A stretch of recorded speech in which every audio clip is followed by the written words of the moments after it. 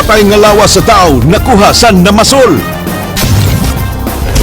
Tindahan sa mga cellphones, hilungkap. Bus di pasahero ug truck di karga, nagbangga. 20 ka pasahero, nangaangol. Mga barong-barong daplin sa sapa, gidemolish. Listahan sa mga suspect sa pagpanglabay o granada sa balay sa kanhi customs official, ana sa kapulisan.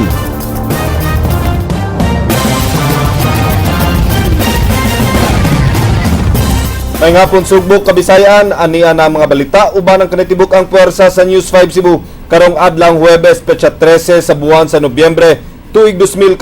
Ako si Glenn Soco. Amo nang ihatod ang mas sayong pagbalita inubanan sa mas komprehensibong impormasyon. Ako si Andrea Patenia.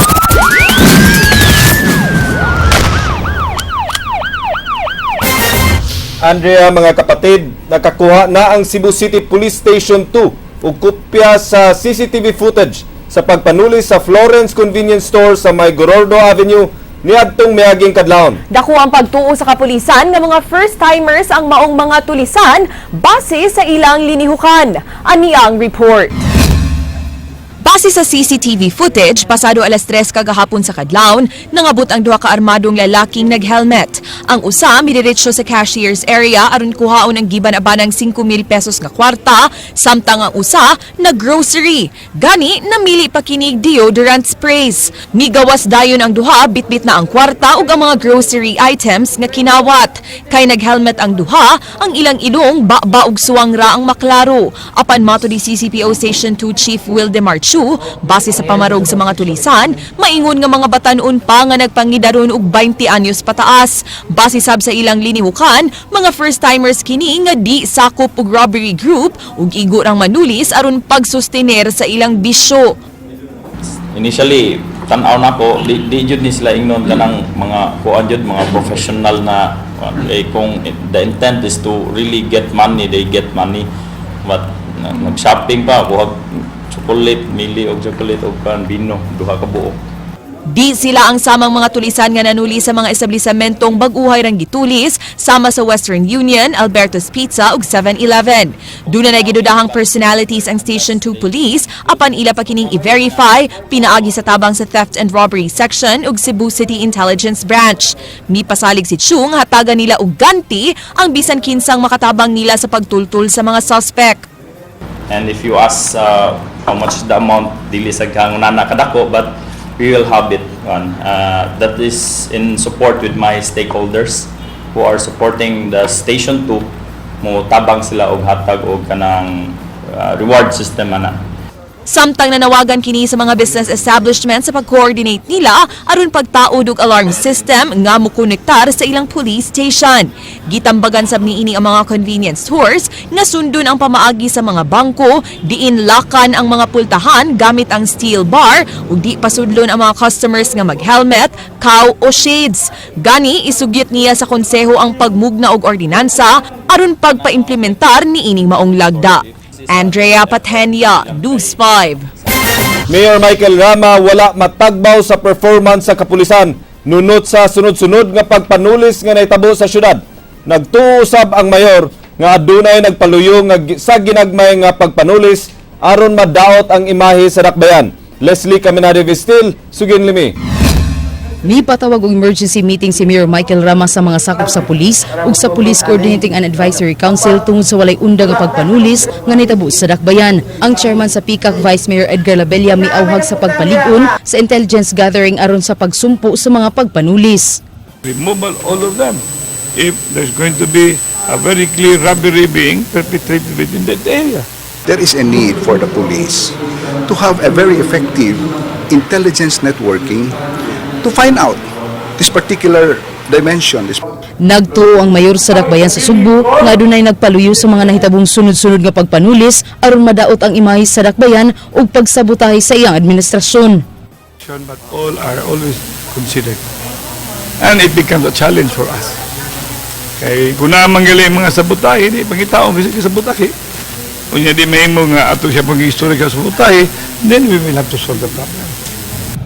Namatikdan ni Vice Mayor Edgar Labella nga sagad sa mga nitabong tulis himuon human sa mga operasyon sa kapulisan o ginagmay lang ang mga madala sa mga tulisan.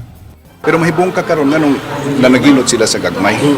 So you cannot really help people to speculate that aside of course from the intention, if there is at all to get that amount, that there is a possibility that there is more of a propaganda.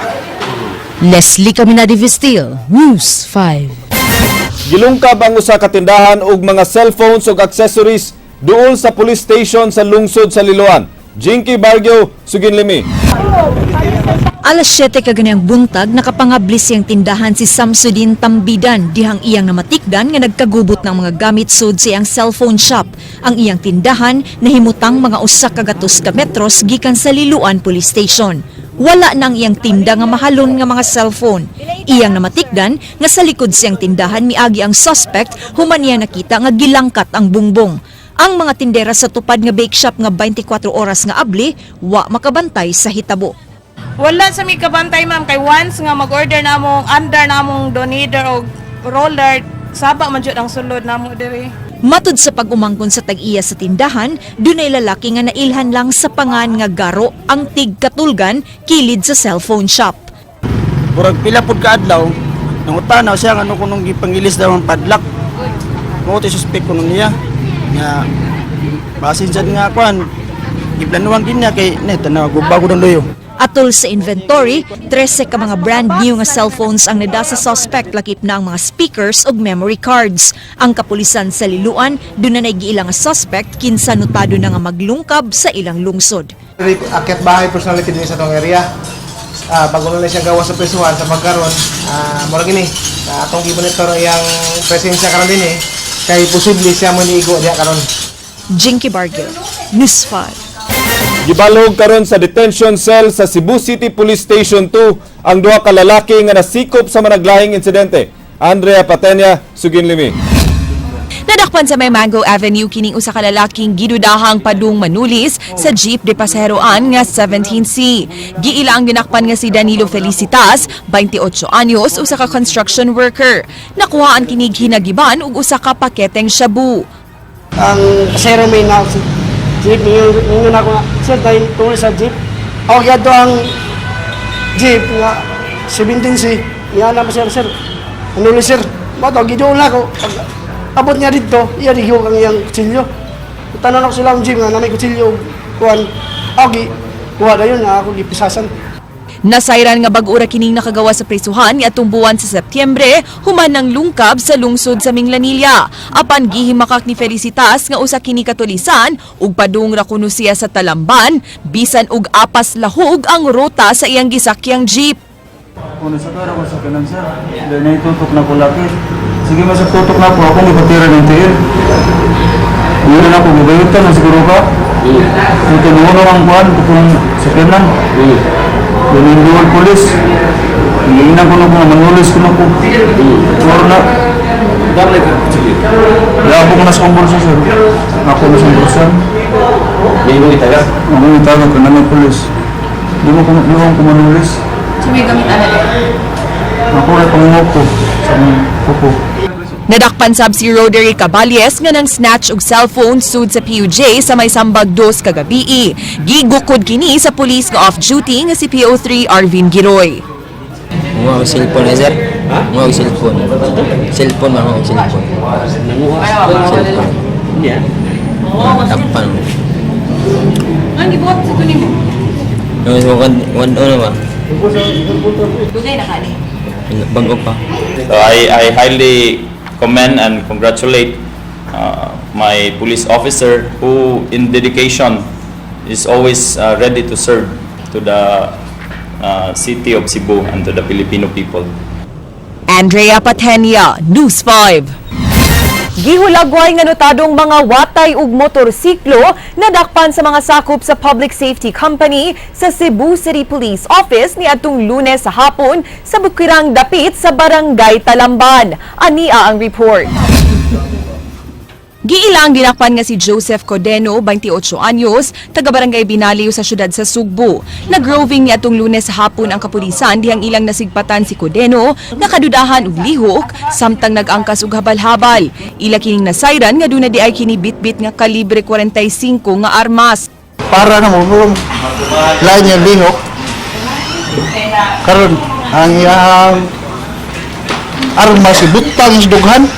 Dili, mao nga, na kung ano sa kong kauban na ikapan sa dughan, gahi man, gahi 45. Base sa mga nadawat nga taho sa kapulisan, daghan nagnakawat nga mga motorsiklo ang ginakpan, hilabi na sa mga bukirang barangay. Gani na kumpiska gikan kaniya kining improvised key nga ginama sa Allen tool nga mao'y gamiton sa pagpangawat. Gidemonstrate sa mga pulis kung unsaon kini niya paggamit.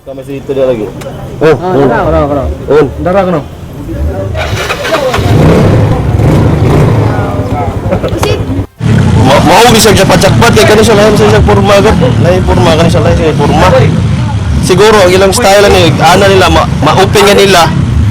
Madaan nila ang motor pero dai uban nga ignition switch ay igana nila di igin siya ma-open. Timing siguro. Lakip nga nakuha gikan sa rinakpan kining upat ka mga lisensya sa mga gidudahang tag-iya sa mga motorsiklo nga gipangawat ni Codeno, apil na kining mga establishment cards.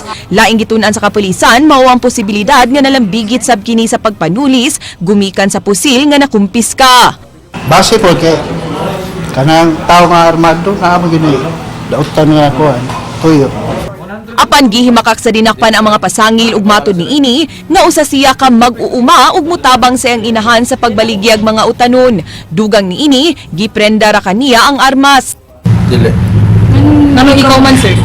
Umbot lang siya. Kasi ano lang makuha. Kung ako man lang akong kaso kay pusil naman mo. Anya? Wala mo kibaw ang motor. Hindi lang naman ang kuhan. Si pusil. Ang nalakpang ko nila, pusil ra.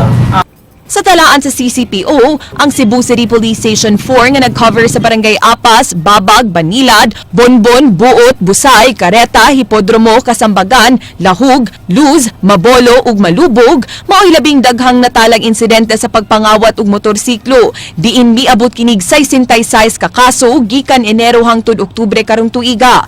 Gisundan kini sa Police Station 2 nga dunay areas of responsibility sa Barangay Capital Site, Cogon Ramos, Kamputhaw, Sambag 1, Sambag 2 ug Santa Cruz nga dunay 26 ka kaso sa samang period. Andrea Patenia, News 5. Wa magdahom ang namasul sa may suba sa lungsod sa Liloan kagabi nga usa ka tawo ang mabitik sa iyang pasul. Patay nang nawaas ang 65 anyos nga lalaki nga gidudahang natagak gikan sa Taytayan. Ray Pasaporte, Suginlimi. Dunay panultion nga ang tao sagrado gyud kun mamatay. Mao kini ang nahitabo sa 65 anyos nga si Claudio Aniel. Kinsa napalgang patay pasado alas 9 kagabi dinhi sa Sitio Suba Bridge sa Barangay Poblasyon sa lungsod sa Liloan. Ang patayng lawas sa biktima nasangit sa pasol ni Sani Caspi kinsa namasol sa maong suba kagabi. Nagtuo si Caspi nga isda na ang iyang nakuha. Migahe paggahe na akong bira pod pagbira na ko nagtukog na ako agistid ra na akong basal wa man makisi-kising ko nasangit ra nig samo og di paklang slubi wa man gihapon mo dagan-dagan di isigir na akong bira. Nahibong si Caspi nga sa kakusog sa sug ug lilo ni adtong tungura. Humok ra gihapong birahon ang iyang nylon ug nakurat siya sa iyang nakita. Hantod pag-ana nako apot dire kilid ibong gumurom nig tao kuyawan ako. Kukuha mo flashlight bed, dagan mo masol, upat may kapok. Pag yan, flashlightan, pagkuha, papuli din ko, bira, ito tao lagi na. Pag inilugay mo, pero ringon tong, usan ako amigo nga. Di, lagi, pagbira niya, tao naman yun. Muton, bisugog lakaw. Butyag sa mga anak sa namatay, nga padong nang mupauli ang ilang amahan sakay sa bisikleta. Apanwa sila magdahom, nga nag-standby di ay sa Taytayan. Nakain nihapit sa ginom mo kulapo. Ikaw mag-usa ka inom na nihapit to siya diri lingkod-lingkod ba mao man na siya basta makainom mo lingkod man na siya. Mo to nibawon lang namo nga nakunitiguang diri natagak. nakuan ko na sa kuwas pasul. Nana si sakit niya karon nga wala na ako paimna og mga ilimnon nga makahubog kay gumikan siyang sakit bitaw kay na-admit man na namo gud. Ang kapulisan sa Liloan mohimo og investigasyon pagsuta kun wa ba kini foul play apan wa nila gisalikway nga aksidenteng napasol ang namatay. Kana sir, di ta ka conclude na sir kay under investigation naman ni. Under investigation pa ni. Ray Pasaporte, News 5. Gialarmahan sa kapulisan sa Liloan ang usa ka lalaki nga armado. Dihang nasikop, nakuhaan sa kinig pinutos nga shabu. Ray Pasaporte, Sugin Limi. Sa detention cell sa Liloan Police Station gibalhog si Nader Tundag Marikit alias Bangkay kinsa nadakpan sa iyang Pinoy-anan sa bukirang lugar sa barangay Tabla. Gipaalarma si Marikit nga armado sa ilang barangay kapitan kagahapon sa hapon.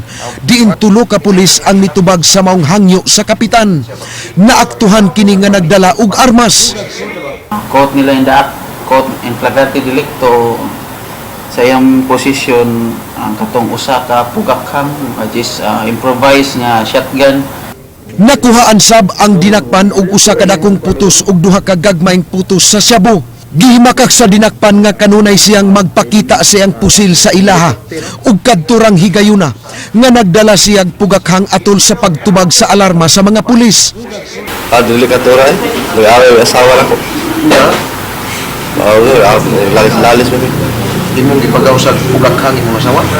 Oo, ako to gagal sa langoy ko. Mugangan mo?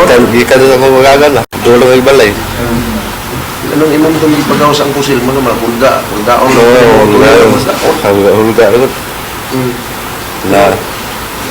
Permiro pa to? Oo, permiro. Ito pa gyud. Wa ang ligag sibo.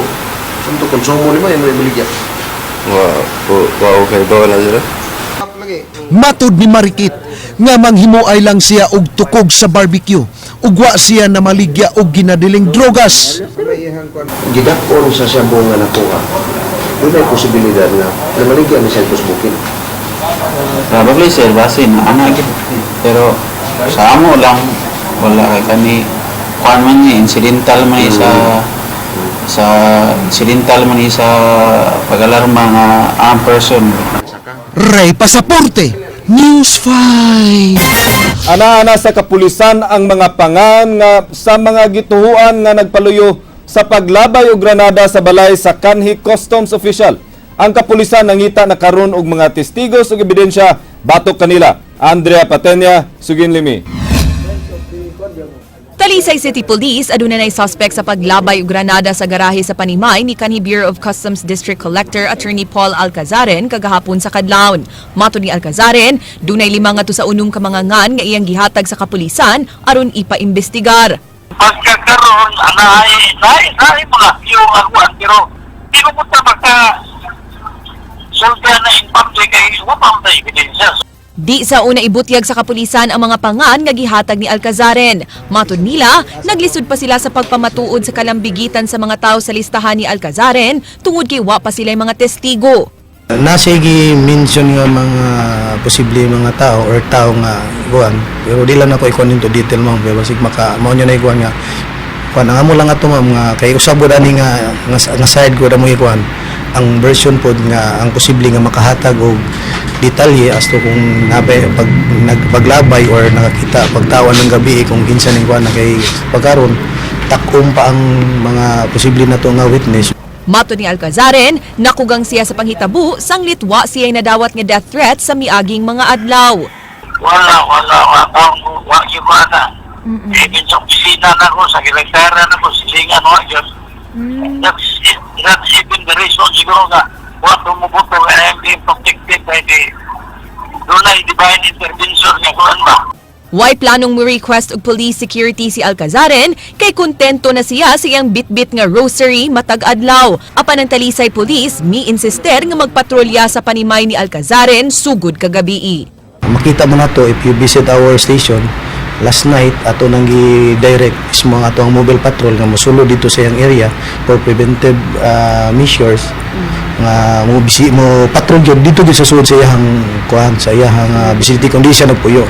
Andrea Patenia, News 5. Tungod sa nagkalain-laing krimen sa dakbayan sa Sugbo nga nalambigit sa drug abuse, ang Police Coordinating Advisory Council mipahigayon og Crime Prevention and Drug Awareness Summit. Leslie Caminari Vistil, Sugin Limi. Nahimong dinapit sa Crime Prevention and Drug Awareness Summit sa PICAC ang mga high school students, principals, advisors, barangay officials ug mga tanod. Matud ni PICAC Chairman nga si Cebu City Vice Mayor Edgar Labella nga tungod sa problema sa drogas angay nga manggilabot ang katilingban aron masayod sa problema ug unsay angay ang buhaton aron kini malikayan. Nahimong basihan ni Labella ang gidaghanon sa mga napriso tungod sa paggamit og ginadiling drogas. So that we can map out a strategic plan. And I hope it will not just be a plan, it will not just be a plan of action, but we will put into effect efficiently and effectively as a result of this gathering. Mitambong sa mong summit ang mga sakop sa Student Council sa Cebu Science High School nga silang Mary Eliza ug Angel Joy. Ilang napaglantawan nga dako silang makuhang pagtulunan sa mong kalihukan. Something really nice because it's reaching out to the youth sector because as what Mayor Rama emphasized a few minutes ago, it's not by the help of only one person, but it's a partnership of people working together. I also think this seminar is great since nowadays the youth is the one that's targeted for crimes because they could not be in prison. But now through educating the youth and what could happen to them, we are now aware that about those bad guys out there that will use us for their own benefits. Di mo minus 200 ka mga partisipante ang misalmot sa maong summit. Gilauman nga ugma lain na sab nga batch ang mosalmot sa duha ka adlaw nga kalihukan sa pagpakgang sa nagagrabe nga kriminalidad ug drug abuse problems sa dakbayan. Leslie Caminadi Vistil, News 5. Aming prinsipyo, higit sa balita, aksyon. Gani ini pahimangno ang pag-asa na ang storm surge nga hatod sa bagyong Yolanda posibleng mo-resulta pa sa pagsaka sa gitason sa bawd ngadto sa 7 meters. Taas noo kami sa pagbabalita at pagbigay serbisyo. Kaya ikinararangal lang ang aming Cebu News correspondent na si Andrea Patenia na tumanggap ng mga parangal na TV Reporter of the Year at Investigative Report of the Year mula sa 2014 Globe Media Excellence Awards. Patuloy naming isusulong ang bayan. Pinagyaman ng karunungan. Saludo kami sa iyo, kapatid. Gihangyo na ni Governor Junjun Davide si Chief Justice Maria Lourdes Sereno atul siyang pagbisita ni adtong miaging buwan nga ipadali sa mga korte ang kaso sa mga inmates sa Cebu Provincial Detention and Rehabilitation Center kay naghuot na ang maong pasilidad. King Perez, Sugin Liming. Misaka ang ipangayong budget sa Cebu Provincial Detention and Rehabilitation Center sunod tuig din mas dako kapin 17 milyones pesos ang proposed budget niini kun itandi karong tuiga. Matod ni Provincial Budget Office Head Danilo Rodas nga pagdugang og budget alang sa food supplies may nakapasaka sa gipangayong pondo sa CPDRC. Gikan sa 36 milyones pesos nga budget karong tuiga, gisugyot nga himuon na nga 52 million pesos ang budget sunod tuig. Kini tungod sa kadaghan sa mga inmates sa CPDRC, 60 pesos ang budget sa pagkaon sa matag inmate kada adlaw. Kay ko raman tingali kay bulto mas na ato ang pagpalit.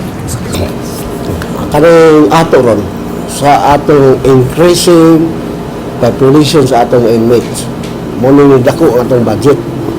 Ang ato sa elite ang persak ni-increase sa 1.3 to 1.5. Bisan pa sa pagkahot sa mga selda diri sa Cebu Provincial Detention and Rehabilitation Center, giangko ni Governor Junjun Davide nga walay expansion project alang sa CPDRC sunod tuig. Itumbok lang ni ini nga ang di dayon pagkaresolba sa mga kaso sa mga inmates, may hinungdan kun ngano pa dayong nagkahuot ang labing dakong bilangguan sa lalawigan sa Sugbo. Gipasabot sa gobernador nga wa pay available funds alang sa pagpalapad sa CPDRC. Hinuon adunay 3 milyones pesos nga gisugyot nga pondo ang Kapitolyo kung galing manginahanglan sa pagpatukod og dugang selda sa CPDRC. Sa pagbisita ni Chief Justice Sereno sa Sugbo sa miaging buwan, gihangyo na sa gobernador si Sereno nga unta mapaspasan sa mga korte ang pagresolba sa mga kaso nga usa sa mga nakitang hinungdan sa pagkahot sa mga selda. Because kinahanglan yun, there are cases magod, there are inmates there nga Wala pa yun gani mo. Mawala magdagan ang kaso na tanggong ilang mga cases. Some have not even been arraigned yet, no? That's why I asked for the assistance of the Supreme Court. Maybe sa ilang, to the judges here, where cases involving these inmates na to diha, matanaw ba, ma-review. Kisa nag-iangayan na i-dismiss na ba. Apan mato ni Jail Warden Romeo Manansala nga way mando sa gobernador nga ipahunong usa ang pagdawat sa mga inmates gikan sa kalungsuran. Ana sa 2,198 ang inmates karon sa CPDRC, kundi ana lang unta sa 1,600 inmates ang capacity sa maong bilangguan. Kakuwang sa pondo sa mga lokal nga kagamhanan sa pagpakaon sa mga inmates sa kalungsuran, ingon man kakuwang sa pasilidad ug seguridad, mo'y nakitang hinungdan ni Manansala sa padayong pagpasud sa mga inmates sa CPDRC. Mahitabuan na ang preso at nagsuod sa prison cell. Sila nagtuo mas nasaming good kay tungkol sa ilating police force gamera ay makabantay sa preso kung manggawas kay magsamin. Mo lagi na ang mahasol ang municipal mayors kung kanang atong mga chief of police. King Perez, News 5. Mga tulda-tulda sa mga informal settlers sa sitio Mahayahay, Subang Dako, Dakbayan sa Mandaue, gidemolish. Ang mga nagpuyo, nagmagahi sa pagbiya sa ilang gipuy-an. Gisunda ng aksyon ni Jinky Bargio. Sayo pa lang nakapwesto na daan ng crowd dispersal management sa Mandaue City Police Office sa sitio Mahayahay, Barangay Subang Dako alang sa demolition sa gitukod nga tent city sa mga illegal settlers. Gawas sa mga pulis, naka-standby sabang fire truck sa bumbero ug nangandam ang demolition team. Diriyot ni tumaw ang kasamok dihang may kalit nga milabay og tear gas, punting sa mga otoridad, gihulagway sa National Secretary General sa grupong Sanlakas nga illegal ang gihimo nga demolition sa City Hall.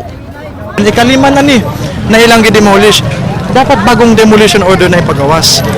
Kung mulapas ka sa 3-meter easement, sa ato pa, dapat usab na pud ka back to zero sa proseso. Na kay pre-demolition conference, 30-day notice, ipatawag nimo dili lang usa ka tawo, dili lang ang presidente ang tanang apektado, explain. Ang mga residente padayong mipadayag sa ilang hiubos sa ilang barangay kapitan ug sa mayor kay wa man lang kuno mo atubang kanila. Eleksyon pakita siya pero karon am kahimtang wa sa pakita sa amog naunsa na mi diri. Amog pangayo ang among pinansyal ug asa wa may nahibaw asa may nabutang.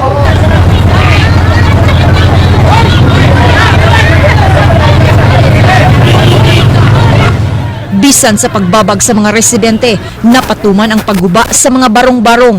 Ang mga apektadong mulupyo, dadon sa mga relocation site. Kung na sila sa Paknaan, naka-registered para sa 6.5, then dito sila transfer. And if they are not, then ato sila sa Dungguan. Jinky Bargio, News 5. Gi-inspeksyon sa tulo ka cabinet officials ang mga rehabilitation projects nga gipatuman sa lungsod sa Daan Bantayan. Nasayran nga usa ka tuig human sa bagyo, anaa pa lang sa 80% ang pagpaayo sa mga naguba nga mga structure sa local government units. King Perez, Sugin Limi. Wala pa mahuman ang pag-atop sa gipaayo nga merkado sa lungsod sa Daan Bantayan.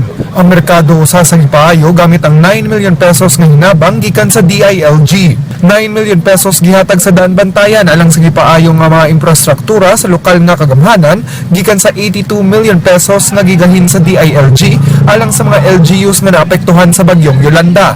Dinhi sa relocation site sa Daan Bantayan, 70 ka pamilya ang na-relocate og natukuran og mga balay sa yuta nga gipanag-iya sa Kapitolyo. Secretary Marcos for the financial assistance amounting to more than 9 million para maayos natin ang ating munisipyo, ang ating merkado, at ang ating cultural center na kinarulungan natin ngayon. 30,000 pesos ang madawat niya itong adunay totally damaged houses ug 10,000 pesos alang sa mga partially damaged nga mga panimay gikan sa DSWD. Apan matud ni Secretary Dinky Soliman, Enero 2015 pa ma-release sa Department of Budget and Management ang hinabang gikan silang buhatan. Dili makadawat ni ini ang mga beneficiaries sa National Housing Authority. Mao ang atong dugang sa tanang tabang na nadawat ninyo gikan sa laing-laing ahensya ng gobyerno. Mato di Secretary Rojas, 70 ngadto sa 80% na nga napaayo ang mga struktura sa matag munisipyo nga naapektuhan sa bagyo. Makadawat og 130 million pesos ang sugbo alang sa pagpaayo sa mga barangay hall structures nga ipaagi sa mga local government units. 130 million pesos, no? Para sa iba't ibang mga bayan yan. Halimbawa, dito sa Borbon, mayor ng Borbon na nandito, si Mayor Butch Sepulveda, para sa Borbon, it's a total of 2.6 million, no? Bisan pa sa mga umabot nga hinabanggikan sa nasud ng kagamhanan, giklaro ni DILG Secretary Mar Rojas nga way financial assistance nga madawat ang mga nagpabilin sa pagpamuyo sa mga no-build zones alang sa pagpaayo sa mga panimay human sa bagyong Yolanda. Midugang si Secretary Rojas nga responsibilidad na sa mga lokal nga kagamhanan ng pagsulbad sa problema sa mga na-identify nga relocation sites nga walay mga titulo ang mga yuta. King Perez, News 5. Lakip nga nakasinati sa kabangis sa bagyong Yolanda ang mga dapit sa Metro Cebu diin dunay mga panimay ug edipisyo ang nangaguba. Atong pangumustahon ang pipila ka mga dapit usa ka tuig ang nakalabay. Andrea Patenya, Suginlimi. Wa makaluwas ang Metro Cebu sa pagkusukuso sa bagyong Yolanda usa ka tuig na ang milabay. Dunay na nga tumba nga mga kahoy diin dunay nadatugang mga sakyanan. Dunay na stranded nga mga pasahero kay way masakyan. Nangalupad ang mga atop hinungdan nga dunay na makwit sa mga sports complex apan dunay gihapoy nagmagahi sa paghiklin. Kung ingon ini na ang gikusgon sa bawd bisan og hunas pa ang dagat dinhi sa barangay Pasil, unsa na lang kahaig abot sa taob unya. Gani ni pahimangno ang pag-asa nga ang storm surge nga hatod sa bagyong Yolanda posibleng mo resulta pa sa pagsaka sa gitason sa bawd ngadto sa 7 meters. Apan taliwaning maong sitwasyon dunay gyapoy daghang mga individual nga nagpabilin dinhi sa may baybayon. Duna pa'y mga establisamento nga di na mailhang naagian og bagyo, apan duna sa mga struktura nga wa gihapon maayo human ang usa ka tuig. Buntag sayo na, lagubo man. Mo na pagkalagubaan kay ang katong kahoy din dako kastra mo tay pagkakuan. Tumbang alas 5 gyud. Mo nga Hadlo kay mga atusan. hadlo ko nagtuo may kanang unsa ba na naligid bato kay kadi mga ligid din bato din. Kay paglinog mga ligid ng bato din di ka mabaw. Mo na nga kuyawan gimisa ka ng mga kahoy nga mo ta nga makpakuha ang dali mga gobyerno gitay ko ano kay paano di matakap kuha ng kahoy biya kasuhan sa taga aton pamutulon. Dinhi sa barangay Mactan, Dakbayan sa Lapu-Lapu, naningkamot na lang ang mga residente sa pagpabarug ug balik sa ilang mga nangabungkag nga panimay. Ug kay way igong kwarta nga ipalit og materyales, dunay nangayo og salin nga semento gikan sa construction site ug nangayog donasyon nga 2x2 lansang ug sin. Kanang amo lang kagulan lang ba kanang kapag kuan lang mo anang baya ba unsaon na mo paggasto ana. Nya. Kanang katong baya kay katong amo apud kay hulako na mo pud to. Naninguha lang po may kanang hakot mga simento diha. Amo na lang pong gipangbungkag kay may among kahoy ba kanang mga gabok na. Ya amo na lang pong gilusag. Amo na pong gihakotag mga simento. Ya. Para mi da simento ana. Mo manghigda ng simento ba. Ya amo na pong lagi nang gimaniho kay kanang bugnaw kay mga bata ba higda sa simento. Ya. Wa na lamon lang gihunungan kay wa di naman mada ang kahoy. Labas pa sa huna-huna nining mga trabahante kung giun sa pagguba ni Yolanda ang giant Christmas tree nga ilang gipabarug dinhi sa Fuente Osmeña Circle. Hapit na unta kining makumpleto dihang gitumba sa kusog nga hangin. Sa mong ibati ato murag kuan na ba murag na nag-uol mi ato kay diesel ba pagpatindon pagbalik pag mispahuman na ang tame sugod na po sa uno. Mana nga medyo ang umanagay na uban namong kauban na mauli na magani kay nag-uol ba. Wa sila mawadi og paglaom ug ipabarug og balik ang Christmas tree, bahalag 5 kaadlaw sila nga late sa deadline basta lang makahatod og kalipay alang sa holiday season. Karon nga gitukod na sab nila ang Christmas tree karong tuiga, ilang pag-ampo nga di na masubli ang pait nga kasinatian niadtong miaging tuig. Kining bakanteng luna sa South Road Properties nga gihimong Family Rebuilding Center o mas nailhan nga Tent City, maoy nahimong temporaryong gipuy-an sa mga biktima sa bagyong gikan sa Leyte. Sa tulo ka tuig na ko nga pagka-reporter, makaingon gyud ko nga ang among coverage sa bagyong Yolanda mao nga usa sa mga kasinatian nga di gyud ako malimtan. Di siya lalim kay imbis nga ganahan ka nga mukuyog sa imong pamilya aron pagsiguro nga luwas sila di na nimo mahimo kay kinahanglan ka nga mogawa sa field, murisgo sa imong kinabuhi aron paghatod sa labing labas nga impormasyon ngadto sa publiko. Gani di gyud ko makalimot dinhi sa Barangay Mactan nga nakuha pa on cam kadtong insidente nga napalid ko atol sa pagpahigayon nako og interview.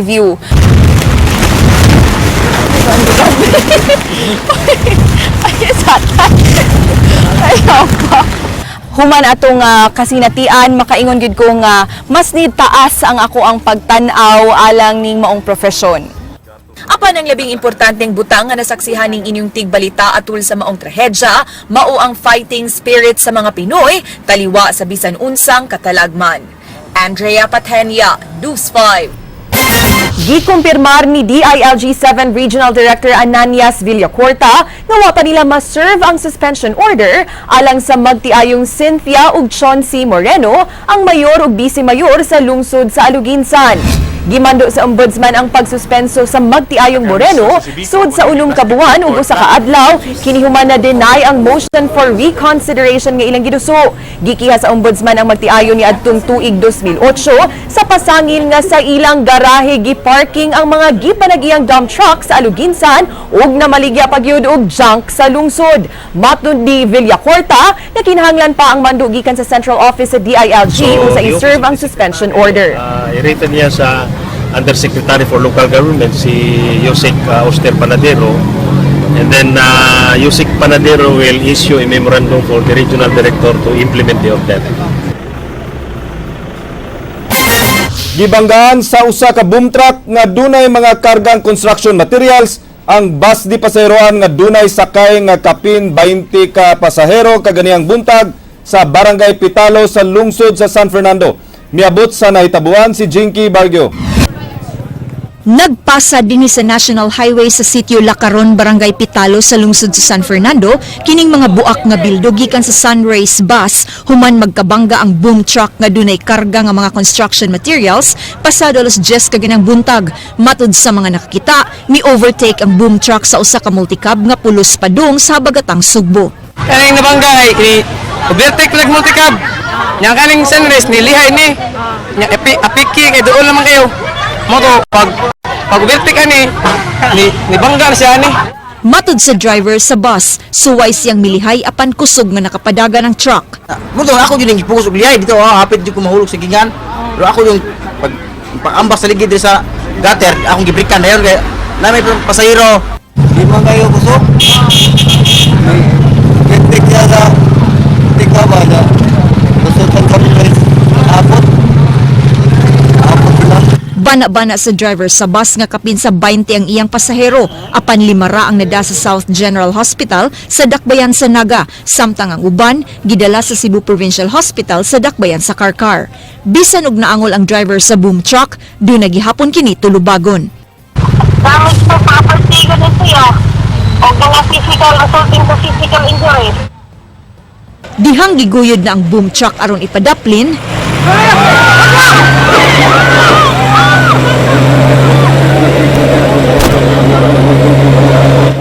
mideklarar og code white ang Vicente Soto Memorial Medical Center subay sa maong hitabo apan gilibkas kini human ang usa ka oras dihang miabot ang sakop sa San Fernando Police nga mo'y mipebaw nga sa South General Hospital gipangda ang upat sa mga pasaherong nangaangol nga silang Henry Matugas, Nador Lubiamo, Jeffrey Baya ug Lionel Torrema.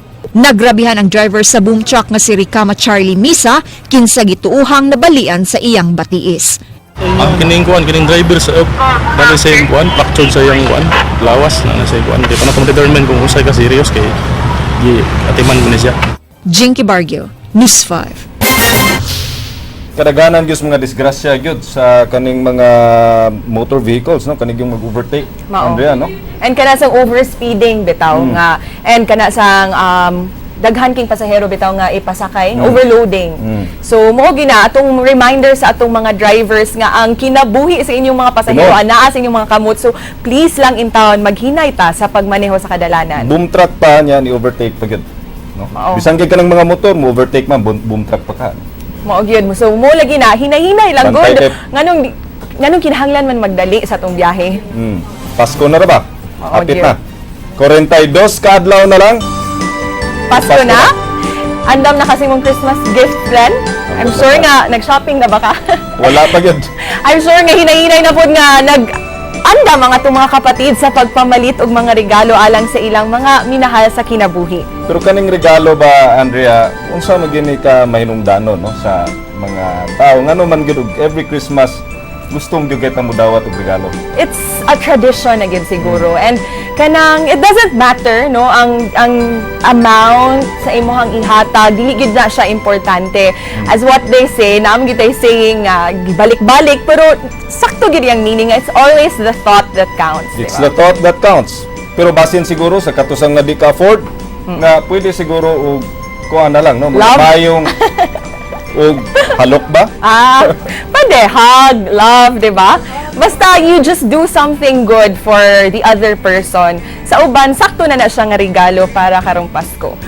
On that note, maukadto ang atong balita sa Aksyon Bisaya kini si Glenn Soco. Daghang salamat. Ako si Andrea Patenia. Bisan asa, bisan kanusa, kapatid. Di lang kutob sa balita, Aksyon!